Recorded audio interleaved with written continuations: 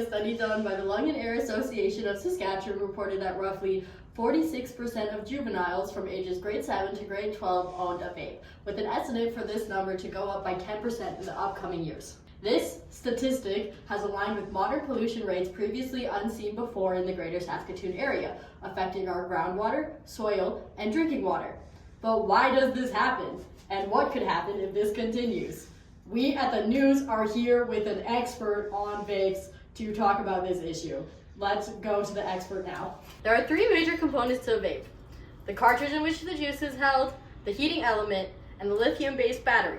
Although there are multiple compounds within these aspects that pose a threat to our environment, the main threats are posed by volatile organic compounds such as trichloride and ethylene, the lead and other metals found within these aspects, and the inability for the lithium-based battery to decompose over time.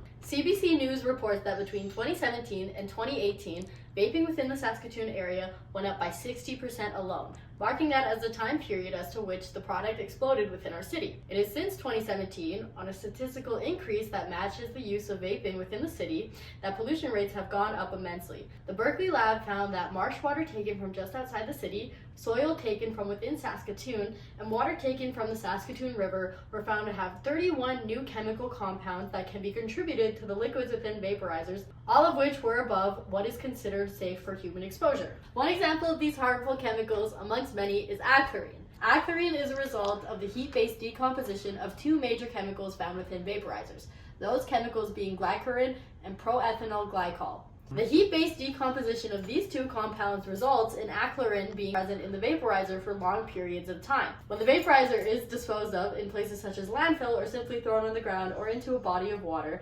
especially when broken, eventually the chemical compound leaks out into the ground that it is present on, affecting our soil or water or whatever it's in. Achlorine has a long-term exposure rate of 0.1 ppm. However, in marsh water tested by Saskatoon researchers, it was found that achlorine had a 0.4 ppm presence within the water. This can present dangers such as respiratory distress, neurological issues such as memory loss, and immediate effects on the skin such as rashes, itchiness, or a burning sensation.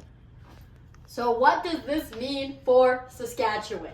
Saskatchewan farmers report concerns of contaminated water seeping into their crops, destroying their livelihood by making these crops unsafe for human consumption. Even further, it is shown in studies done by the toxicology department of USask that animals do not build up a resistance or knowledge to contaminated areas, and therefore will go and drink contaminated water or eat contaminated plants and simply get sick or die from them. In a statement released in 2022 by the Saskatchewan government, it was reported that the government had concerns for people living in highly contaminated areas. This is because people who experience acute exposure to these harmful chemicals resulting from vaporizer liquids could experience stunted neurological development in children, problems with physical wellness in adults, amongst many other problems.